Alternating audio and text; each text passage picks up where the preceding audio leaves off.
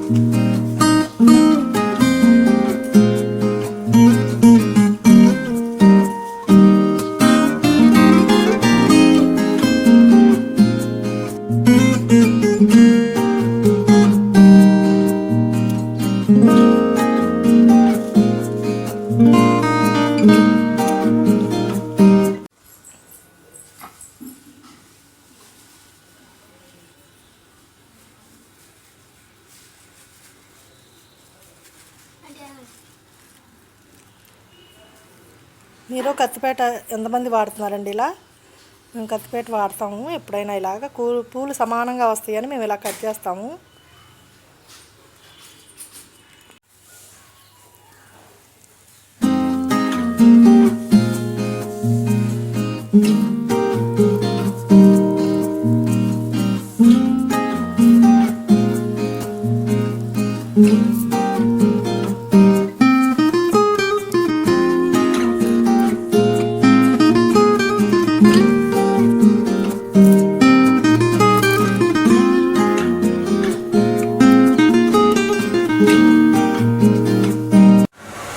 తోటలో పూలు ఇలా నేను వినాయకుడికి వేయించాను పూజారితో.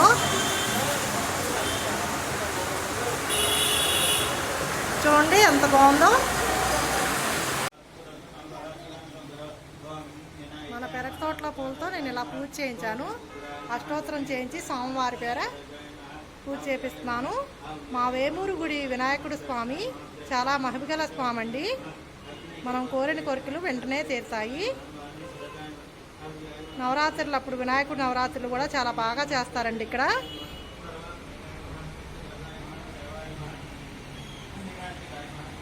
చుట్టుపక్కల ఊర్లు వాళ్ళు కూడా వచ్చి దర్శనం చేసుకుని పూజ చేయించుకుని వెళ్తారండి.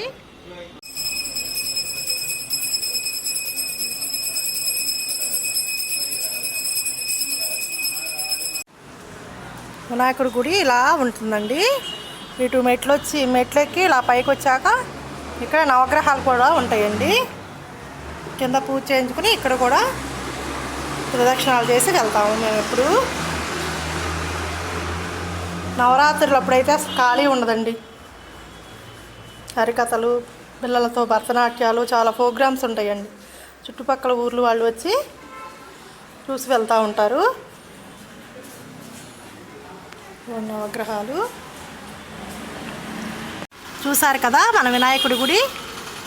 మీకు నచ్చినట్లయితే లైక్ చేయండి, షేర్ చేయండి, సబ్స్క్రైబ్ చేయండి.